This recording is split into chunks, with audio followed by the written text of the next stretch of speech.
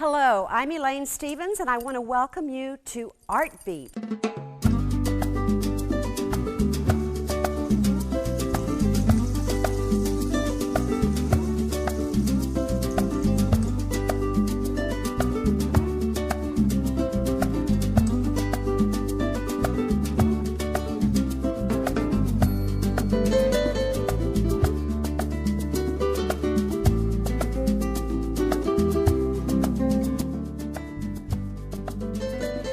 Hello and welcome to Art Beat. I am your host, Elaine Stevens, where art is the heartbeat of South Mississippi.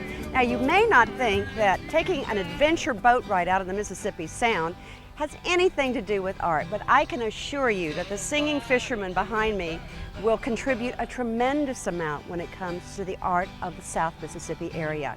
He has written, of all things, a song about the oil spill. Stay with us as we meet Steve Cason. We'll be back with more Art Beat right after this. Welcome back to Art Beat. I'm standing here with Captain Mike Moore of the Sailfish, one of the beautiful boats here in South Mississippi. Mike, it's a great day for taking a ride, isn't it? I love taking a ride. Today's a nice sunny day, and we got some great people from all over the country, and we're going to take them shrimping and let them listen to some good music as well. Well, that is delightful because I was able to meet the folks here on the boat, and they hail from various places, including New York and Chicago, and we're just thrilled to have people down here in South Mississippi, especially with what is happening now, or what's really not happening in South Mississippi. But here on the Sailfish, life is always good, right? Life's good, and life's good with good music, too. Absolutely. How did you discover that your colleague, Steve Cason, is so talented? How did you discover that? One day I was walking around the dock, he started hanging around on the boat, and before you know it, I needed help one day, and he started doing the trawl for me, and he pulled out a guitar. He pulled out a guitar. And what did he do with that guitar? Catch fish with it? No, he started jamming out, and I'm just absolutely amazed that he's got the talent he does. It's really good. He's got over 400 original songs, and hopefully he gets a chance to share it with some people around here, and everybody gets to enjoy it. Well, now, how has it changed your boat rides? How has it changed your business? It's changed the business. It's changed the way we do things daily. As we board people, Steve obviously plays for them, and they have a little bit of entertainment, and honestly, I don't know what we'd do without him. It has changed everything that we do on the boat. Well, it's such a delight to see a captain support his colleague the way Mike does, and when he called me and told me that Steve composed his song but then added that extra little tidbit I told you about earlier, that he wrote a song about the oil spill, I was amazed. So actually we can do two art beats here. We can talk about the art of enjoying South Mississippi on the Sailfish and the art of music with Steve Cason, right? That's right. That's what we're going to do. Okay, we're going to stay with us, really. We're going to be right back, and we're going to meet Steve and hear some music right after this message. Well, welcome back to Art Beat. I promised you a treat, and you're going to get it. Here is our singing fisherman, Steve Cason, who hails originally from Georgia. Well, I have yet to believe it because I haven't heard it, but tell me about you. Well, there's not that much to tell you about me, but there's a whole lot about the song that you're going to hear later. Yeah. I call it The Big Oil Spill, and I wrote the song after being with the media for quite a while and having heard some bad reporting that oil was actually in Mississippi, and it's not. So I did the only thing I know how to do, and that's write music and put words to it. Now, here you have over 400 songs. Right at 500 now. Right at 500. And yeah. when do you find time to do this? Because you're out on the water usually. Well, that's where I do a lot of it, because I don't really do that much. I'm a deckhand, which means we don't have to do a lot on this boat. So I get a lot of inspiration for songs on this boat, and just life in general. I've had a rather checkered life, so it's produced a lot of songs, mostly about women. Yeah, that's good. Very much. So are you calling those love songs? Love-hate songs. A lot of love songs, yes, and it's just a way to put down emotions that, and then you don't have to carry the emotions around with you. So I can't wait. Just strum me a little something before we go to the song. Okay. Can you do that for me? You want that song or something else? No, I want something else. Just a little bit.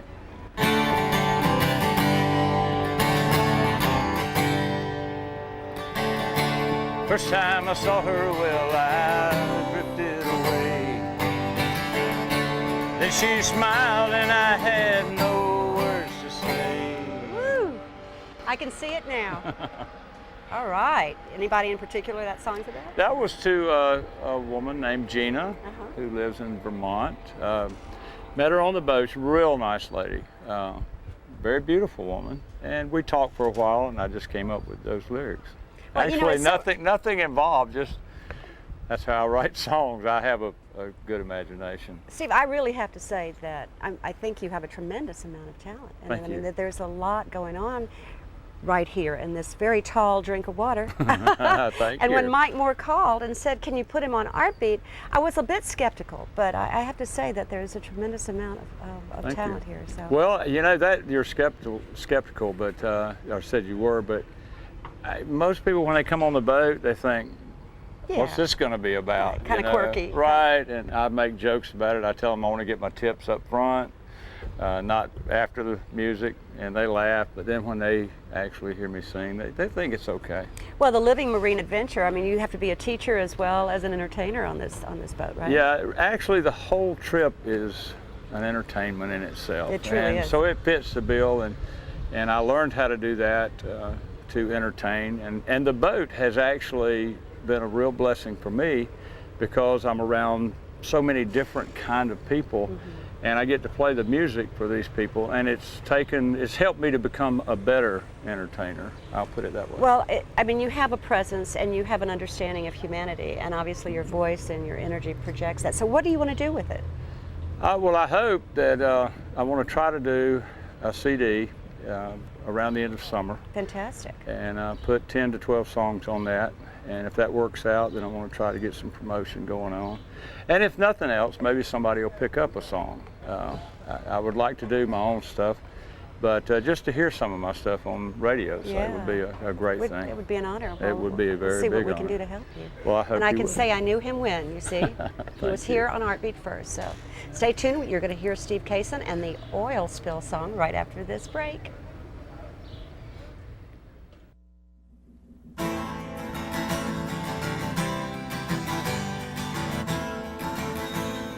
Something's happening in the Gulf of Mexico.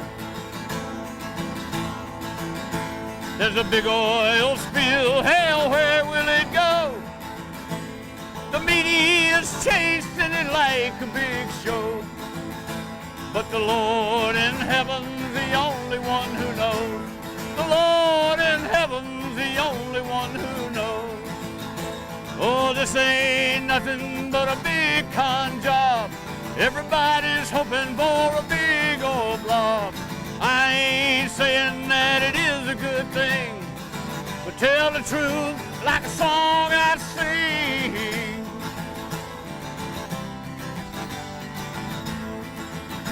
Oh, I watched the lady produce some tears while the LA Times put words in her ears. One said there was oil in Mississippi. Another said the governor won't get on his knees. Another said the governor won't get on his knees. Yeah, well, this ain't nothing but a big con job. Everybody's hoping for a big oil blob. I ain't saying that it is a good thing, but tell the truth like a song I sing.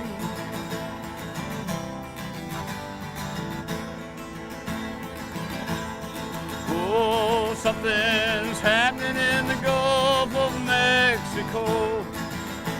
There's a big oil spill, hell, where will it go? Well, the media's chasing it like a big show. But the Lord in heaven's the only one who knows. The Lord in heaven's the only one who knows.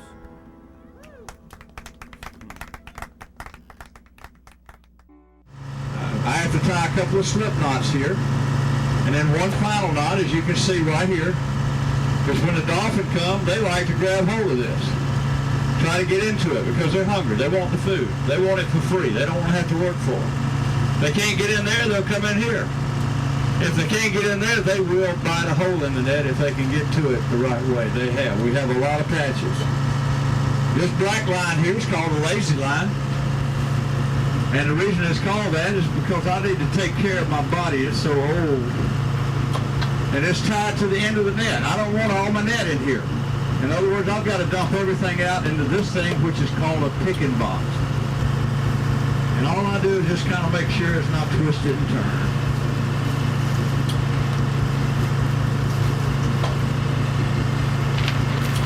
Chain line and a cork line. Chain line keeps it down at the bottom, cork line opens it up. That way I have a mouth on my net.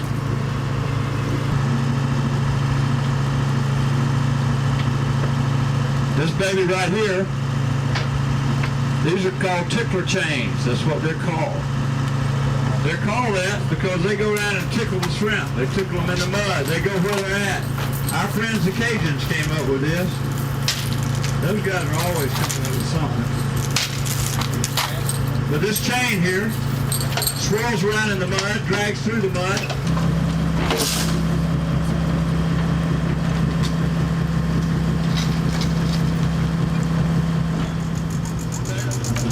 When I get this in, we're going to do what's called a wash down. What that is we're going to go pull the boat forward, and hopefully all the catches start moving towards the back.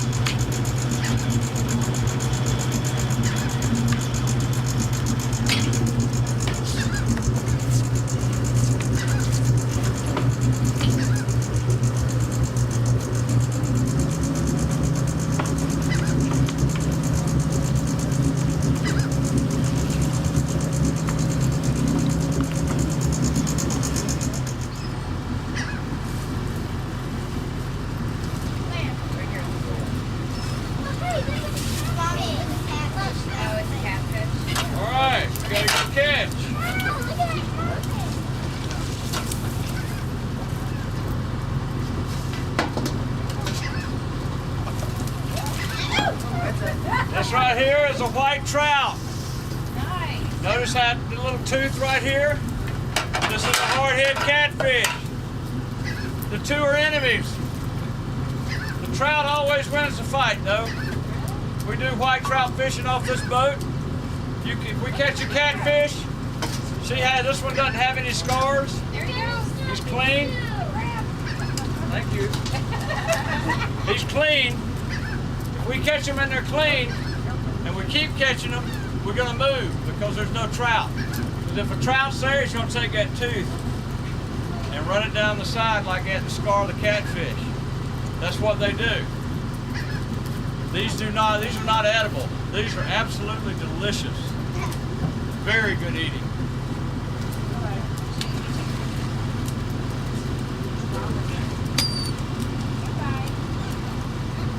Everybody likes to know what these babies are. They're called silver eels, ribbon fish. Their proper name is a cutlass fish. You'll notice they have a real sleek line. They have big eyes and they have a lot of teeth. They're a mackerel family is what they are. Mackerel have a lot of teeth. You caught some Spanish the other day, right? Yep. These are edible, by the way. They are? They are edible. They get bigger than this. This is called a cigar minnow because it's shaped like a cigar. Most everything has the name by what it looks like or what it sounds like when it comes out of the ocean. Let's put him in.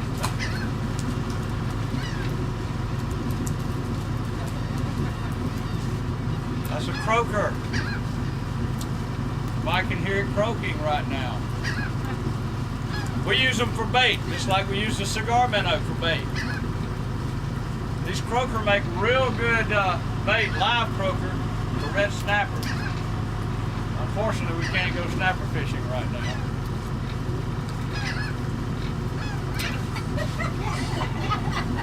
Don't be scared.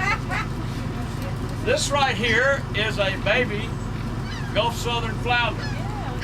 It's got a lot of spots on it. That's more familiar to them. There's also common flounder, and they don't have the spots on it.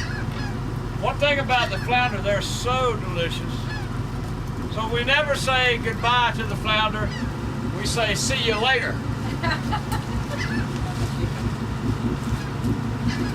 we've got some fairly nice shrimp, but we have a lot of shrimp, and that's what we want. We want a lot of shrimp because it's shrimp season.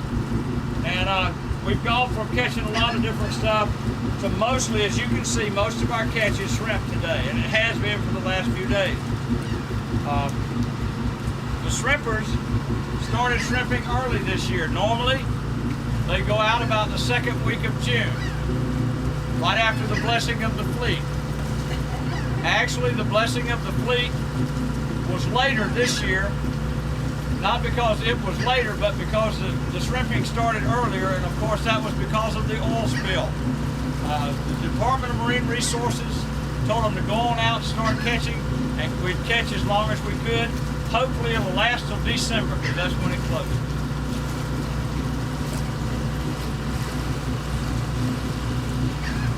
These right here, these little yellow things, came out of the catfish.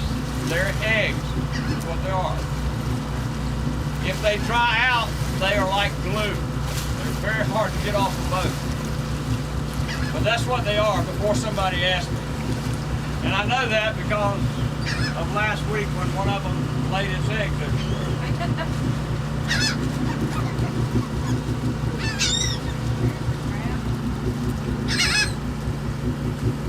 Usually we'll have 2 or 3 crabs, which we do.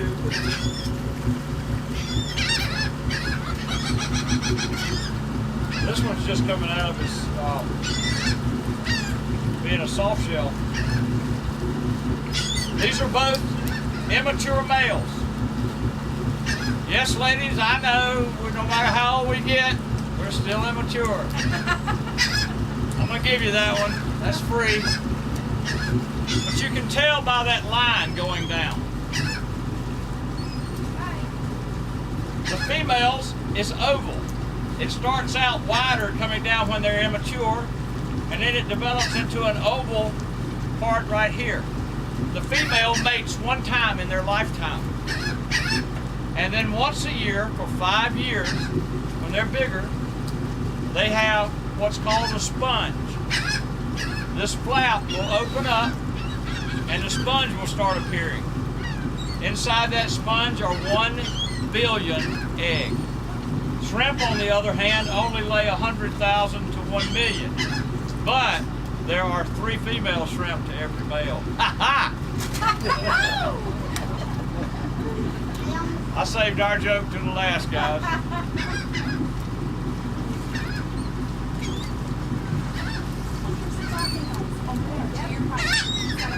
And this is a beautiful sight, it really is. Normally I have about 10 or 15 different things. They're dolphins? That's a shame. Go get it.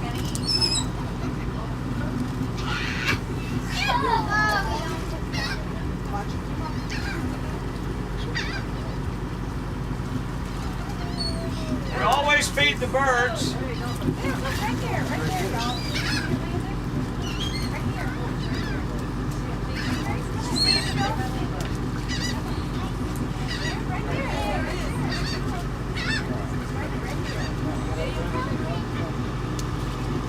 It is illegal to feed the dolphins. We can't feed the birds.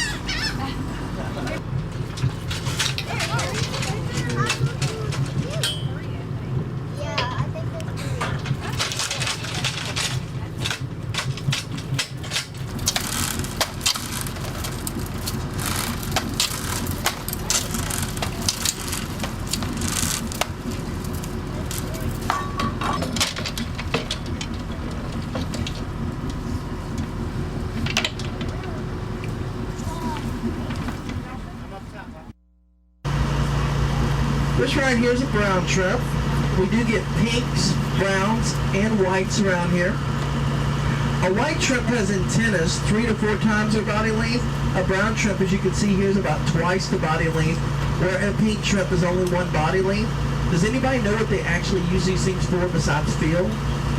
You know what they do? believe it or not, they smell with them. They can actually smell with them. It's known as a chlororeceptor, a sensory organ. They can find food in zero visibility. They don't need any eyesight whatsoever to find food. They feed on plankton, algae, decayed matter, something's been floating for a while, and the reason being is they got really, really small claws. If you can see that, babe, there's little bitty claws right there. And they don't have enough power to really penetrate us. He could try to bite me if he wanted to, he couldn't hurt me. So it has to be a soft tissue that they feed on. Now another thing they do with these things is when they bury themselves in the mud, that sticks out, and anything coming their way, it looks like seagrass, but they can feel it coming, so they do feel with them as well. They have eyeballs that can go over,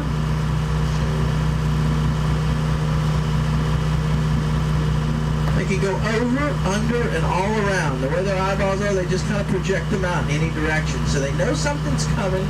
They know what it is, but the problem is they don't fight too well. They have a horn, they flick backwards, and they bury themselves in the mud. After that, they don't do too well. Everything in the ocean feeds on them at one time or another. They lay between 100,000 and 1 million eggs per shrimp. 3 out of 4 shrimp are female. There's a lot of baby shrimp out there. They live 18 to 24 months. They get 2 migrations, and that's it. That's lights out for the shrimp. So where are you from, Abby? Past Christian, Mississippi. Now, so you and I are both local people, and how old are you? 10. You're 10 years old. So you've studied some of this stuff in school, right? Mhm. What did you learn today?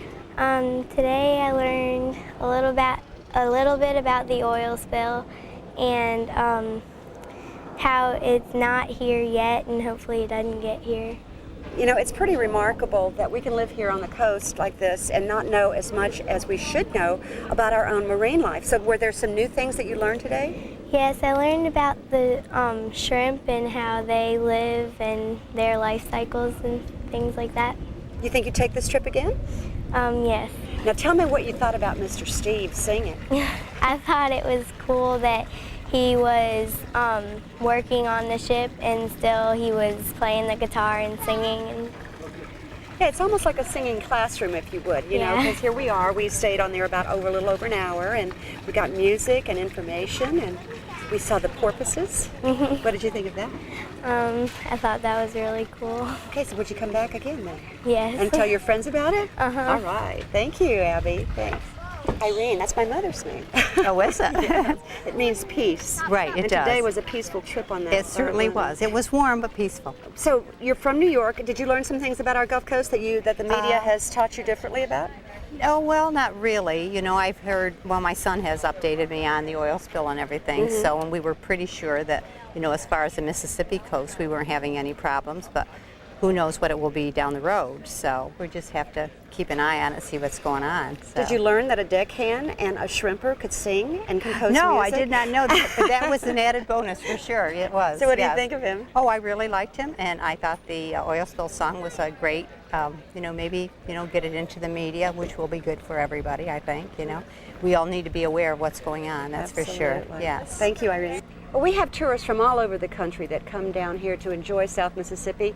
And right now I'm talking with Rick and Dawn LaBuda, who hail from my old stomping grounds of Chicago, Illinois. Welcome, and thanks you. for joining us. What Thanks. did you think of this trip today? It was interesting. I had a great time, learned a lot, and just a real interesting, real entertaining trip. And it's something when you come to Biloxi, you definitely want to see and do.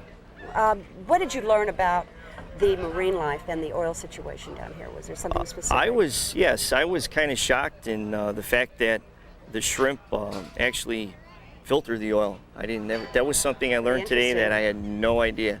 You know what? And- I didn't either. And I've been down here all my Right, life, and these are right. things that we need to know and not be so distressed about with the proper information, obviously. Exactly, So. exactly. Now, Mr. Steve Cason, there won't be a boat trip like it again anywhere in the world, will they? What did you think of his singing? I thought he's very good, very entertaining, and really hit home. His words say a lot. Great songwriter and great musician. Well, great. We hope to see you down here again I next will. summer. We'll be back Okay. for sure. Thanks so much. Okay, you're welcome. We'll be back with more Art Beat right after this.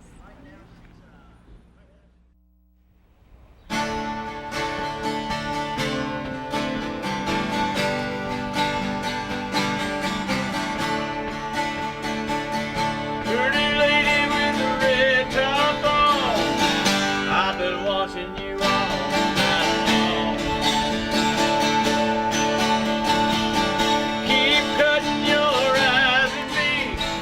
Well, he promised me a song, and I certainly got one before the show was over. You have been watching one of the most exciting art beats we've ever done right here on the Sailfish. If you need more information, you can call at their 1-800 number. It's listed on the internet. And we hope that you will be watching more of Art Beat and listening to more of Steve Cason's music. It's been a fabulous journey, the living marine adventure. Thanks for joining us on Art Beat. We'd love to see you again next week. Thanks again.